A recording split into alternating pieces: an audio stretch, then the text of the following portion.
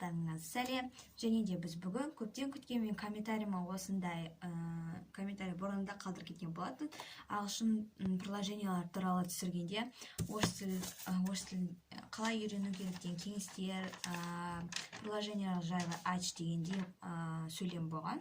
И короче, мен бүгін сіздерге орыс тілін қалай үйрену керек кеңестер, лайфхактар және де сайттар, каналдар, YouTube каналдарын және де приложениялар жайлы айтатын боламын. Ал енді жақсылап отырыңыздар, дайындалыңыздар, ендеше бастайық. Ең алдымен достар, кеңестерден бастайық. Мен қолыма қағаз алып отырамын, өйткені мен енді қарап тұру үшін. Ал енді бастайық. Бірінші кеңес ол телефон немесе гаджеттерін барлығын орыс тіліне аудару. Негізінде барлығымызда орысша тұрады, бірақ көбінесе қазір басқа ұлттармен қарап жатсаңыздар, онда барлығын гаджеттерді орыс тілін ауыстырып қойсаңыздар деп кеңес беремін.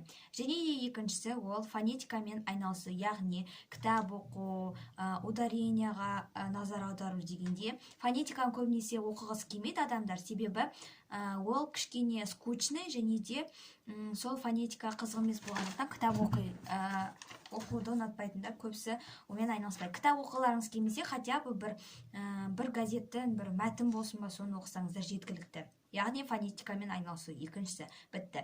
Ал енді үшіншісі ол орысша түсіну үшін көп сөйлеу, көп тыңдау керек. Я достар, әрине де біз тілді сөйлемесек, тыңдамасақ, онда біз үйрене алмаймыз. Сондықтан да не істеу керек? Әрине де көп сериалдар, кинолар, YouTube каналдарын болса көріңдер. Және де сендерге айтқаным көп сөйлеуге тырысыңдар. Және де бесіншісі сол сөйлеуге байланысты ол орысша дос табу. Интернет дос болсын, шын өмірдегі достарыңыз болсын, әйтеуір ол орысша нақты білу қажет. Ал енді алтыншысы ол орысша ақырын үйренсеңіз, онда өзіңізді кінәламаңыз. Орысша ақырын ол адамдар бір-бірін салыстыруға қазір бейім. Мысалы, мен андай емес, мен неге тіл үйрене алмаймын, мен ақырын жаттап жатырмын, неге анау тез жаттайды деген болмасын. Себебі әр адамның өзін қабылдау, есте сақтау жүйесі әртүрлі, сондықтан да өйтіп өздеріңізді кінәламаңыздар, сонда барлығы жақсы болады. Және де жетіншісі ол өз тіл деңгейін анықтай. Яғни мен осы видеоның астына міндетті түрде ссылка қалдырып қоямын, тіл деңгейін тексеру. Осы жақта сұрақтар болады, сол арқылы өздеріңіздің деңгейіңізді біліп алсаңыздар болады. Және де сегізінші, соған қарай сол деңгейді біліп алғаннан кейін соған қарай материалды іздей бастау. Мысалы, электронды кітап болсын, грамматика болсын, неше түрлі нәрсе болсын, бірақ сол өз деңгейіңізге сәйкес болу қажетсіздер. Ал енді достар, енді каналдарға көшейік. Каналдарда мен бірнеше каналдар тізіп жазып алдым мынау параққа. Қазір соны сіздерге айтатын боламын. Міне бірінші каналымыз ол Russian with Tamara деп аталады. Және де міне мына жақта көптеген видеолар бар.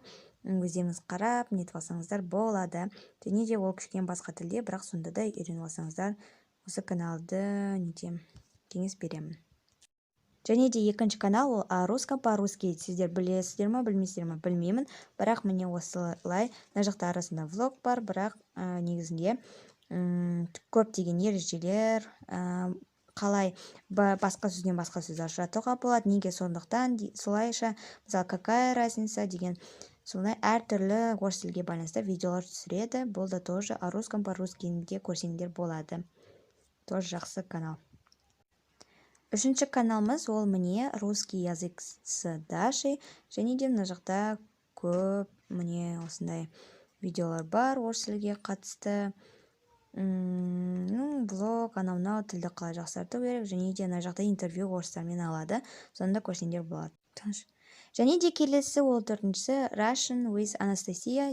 Мына жақта тоже ағылшынша, бірақ тоже орысшаны үйреніп алсаңдар болады. Не үшін сәмен жалғанады, пишем деген вместе. Әйтеуір мына жақта көптеген интервью орыс тіліне байланысты мыналар бар. Соны қарап жаттығыңыздар.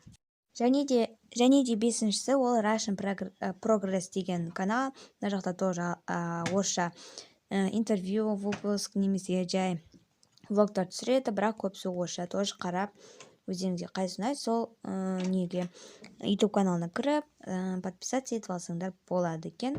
Ал енді Все, осымен бітті. Міне енді достар, мен каналдарды айтып болдым. Ал енді сайттарға көшеміз. Сайттардан тек мен барлық жан-жақтан іздеп 4 сайтты ғана ең керемет сайтты анықтап алдым. Міне біріншісі ол Learn Russian, екіншісі Russian for everyone, үшіншісі между нами, төртінші время говорить по-русски деген. Сол сайттарды өздеріңіз қарап алсаңыздар деймін, себебі оны қарап неттетін уақытым де бар негізі, бірақ мынау видео тым ұзақ болып кетпесін деп қалаймын, себебі әлі не айтылу керек, әлі приложениялар бар. Ал енді достар, қазір біз приложенияларға көшеміз. Приложенияларға біріншісі Drops жатады. Drops дегеніміз ол міне суреті, міне иконкасы. Потом сол Drops не істейді? Ол жақта неше түрлі сөздер бар, темаларға бөлінген, және де сол темаларға қатысты нелер бар. Қазір мына жақта экран шығады. Вот. Темаларға қатысты сөздер бар, сосын сол сөздер, короче, ана жақта сөз жаттау ғана бар. Және де енді келесі ол Duolingo. Әрине де Duolingоны барлығы біледі, сондықтан нақты тоқталып өтудің қажеті жоқ деген ойдамын. Енді келесіге көшейік. Учим русский с Fun Easy Learn.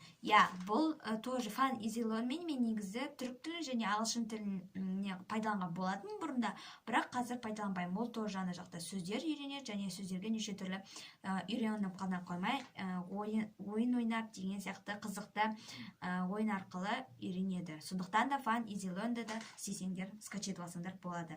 Және де Learning Russian Basic Churches Words дейді. Бұл жақта да сөз жаттау, тоже міне сырты былай беріледі, және де обзорды нақты жасамай қойсам болады ау деймін. Өйткені өздеріңіз скачетіп алсаңыздар болады, өйткені кеңес бердім сіздерге. Сондықтан да қазір енді келесіге көшеміз. Learn Russian Free Word Power деп аталады келесі. Бұл тоже тегін сөздер жинағы, сол приложение сөз жаттауға арналған, көбісі осы сөз жаттауға байланысты.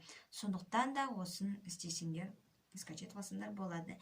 Және де учим и играем русский деген осы приложение тоже пайдалы, орыс тілін үйренуге пайдалы. Және де ең прям пайдалының пайдалысы барлық тілде де қолдана беретін, тіптен тілде де емес, тіптен сабақта да қолдана беретін, ол әрине Quizlet.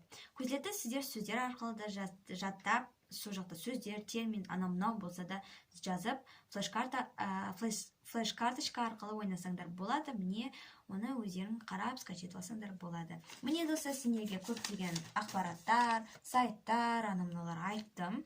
Ресурстар, яғни орыс тілін жақсарту үшін, орыс тілін жақсартқыларыңыз келсе, міндетті түрде жаттығыңыздар, сіздерге сәттілік тілеймін. Ал енді мен сіздермен қоштаспаймын, тек қана келесі видеода кездескенше. Және де егер міндетті түрде тіркелмесеңіздер, тіркелуді ұмытпаңыздар, себебі мен бұдан да қызық видеолар түсіріп жатырмыз. Сондықтан да давайте, всем пока!